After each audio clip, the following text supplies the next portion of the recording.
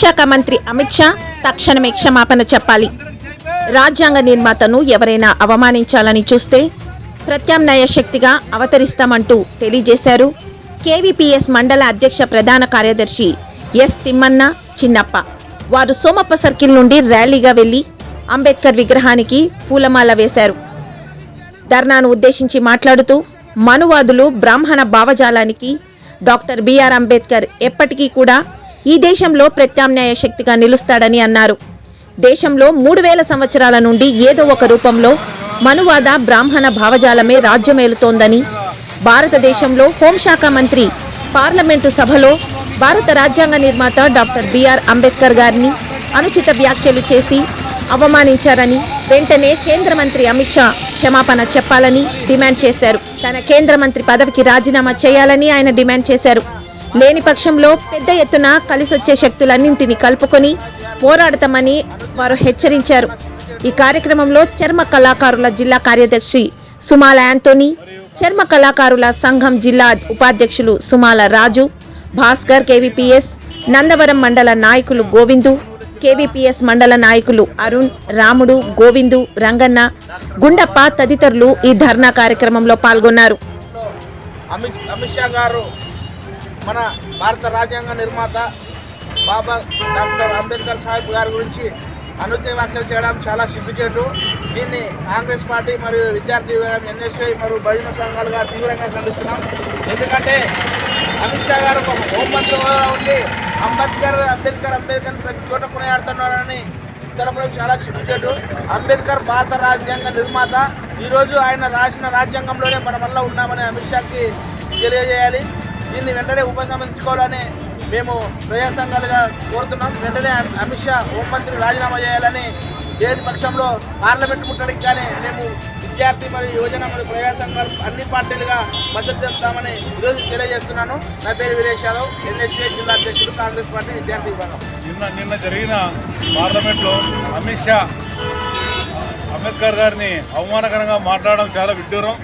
తర్వాత అమిత్ షా గారు అతను ఏ విధంగా హోంమంత్రి అయినా ఒకసారి గుర్తుంచుకోవాలి. ఆయన అంబేద్కర్ గారు రాసిన రాజ్యాంగాన్ని బట్టి ఆయన హోంమంత్రి అయ్యాడు. కాబట్టి ఆయన ఇదే విధంగా వ్యవహారం చేస్తే రాబోయే దినాల్లో అతని మీద ఖచ్చితంగా దేశ ప్రజలంతా కలిసి అతని మీద ముఖమ్మడిగా చర్య తీసుకునేదానికి సిద్ధంగా ఉన్నారు. 145 కోట్ల జనాభా ఈరోజు చాలా బాధపడుతూ ఉన్నారు. అతను క్షమాపణ చెప్పాలి. చెప్పని ఎడల అతను ఖచ్చితంగా ప్రజలు ఒప్పుకోరు. కాబట్టి ముస్లిం మైనార్టీ, తర్వాత ఎస్సీ మైనార్టీ వాళ్ళందరూ కూడా ఈ చర్యను ఖండిస్తున్నారు.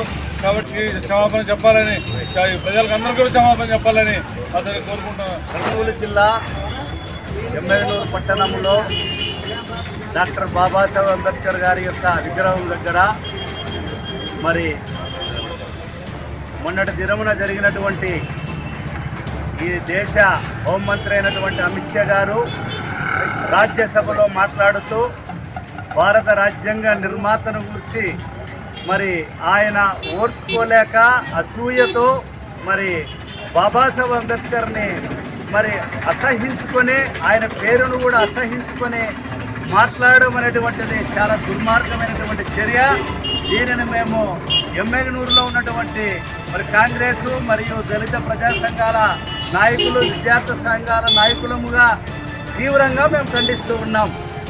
మీరు అమిత్ షా గారు, నీవు మరి ఒక గుజరాత్ బనియా అని చెప్పి నువ్వు ఫస్ట్ అర్థం చేసుకోవాలి. నీ వృత్తి ఏమి? వ్యాపారం చేయడం. కొమటోళ్ళ పని ఏమి? వ్యాపారం చేయడం. మరి నువ్వు వ్యాపారం చేసుకోకుండా ఈరోజు ఈ దేశానికి హోంమంత్రి ఎలా అయినావు నీకు తెలుసా? బాబాసాహెబ్ ఇచ్చినటువంటి భారత రాజ్యాంగ పుణ్యమే. భారత రాజ్యాంగంలో ఉన్నటువంటి ఓటు హక్కుదారును ప్రజాస్వామ్యంలో నువ్వు హోంమంత్రి అయినావు. లేకపోతే నీ డ్యూటీ ఏమి? వ్యాపారం చేసుకొని పథకాలు నువ్వు పనియాగా. ఈ చరిత్ర నీకు తెలుసో లేదో, ఇది మా తండ్రి బాబాసాహెబ్ అంబేద్కర్ గారు తన గ్రంథాల్లో రాసి ఉన్నాడు. కాబట్టి కబడ్డార్ అమిత్ షా గారు, ఈ దేశమంతా కూడా మరి ఈరోజు జాతీయ పార్టీలైనటువంటి మరి అన్ని పార్టీలు మరి నిన్ను ఖండించడం జరిగింది. అది దయచేసి అర్థం చేసుకొని నీవు మరి భారత పార్లమెంటులో ఉన్నటువంటి బాబాసాహెబ్ అంబేద్కర్ యొక్క కాళ్ళకు నువ్వు మొక్కి క్షమాపణ అడిగి నువ్వు ఈ దేశ ప్రజలకి మరి క్షమాపణ చెప్పాలని చెప్పి మేమందరం కూడా ఈ సందర్భంగా డిమాండ్ చేస్తున్నాం. మరి బీజేపీ ప్రభుత్వము మరి బీజేపీ నాయకత్వం వెంటనే అతనిని పార్టీ సభ్యత్వం నుండి మరి పదవి నుంచి తొలగించాలని చెప్పి మేము మరి ఈరోజు డిమాండ్ చేస్తూ ఉన్నాం. భవిష్యత్తులో మరలా ఇలాంటివి పునరావృతమైనట్లయితే ఖచ్చితంగా తగిన మూల్యము 2029లో మీరు చెల్లించుకోవాల్సి ఉంటుందని చెప్పి హెచ్చరిక చేస్తూ ఉన్నాం. దయచేసి మరి భవిష్యత్తులో ఇలాంటివి మరలా పునరావృతం కాకుండా ఉండాలనంటే దేశంలో ఉన్నటువంటి 130 కోట్ల మంది ప్రతి పౌరుడు భారత రాజ్యాంగాన్ని కాపాడుకోవాలని చెప్పి పిలుపునిస్తూ ఉన్నాను. నా యొక్క మరి సంపూర్ణమైనటువంటి మరి ఈ దేశంలో ఏదైనా ప్రజాస్వామ్యం ఉంది అనంటే అది బాబాసాహెబ్ అంబేద్కర్ రాసినటువంటి రాజ్యాంగం అని చెప్పి ఈ సందర్భంగా గుర్తు చేస్తున్నాను. ఏసీ దేవదానం, పూలే అంబేద్కర్ ఐడియాలజీ కన్వీనర్.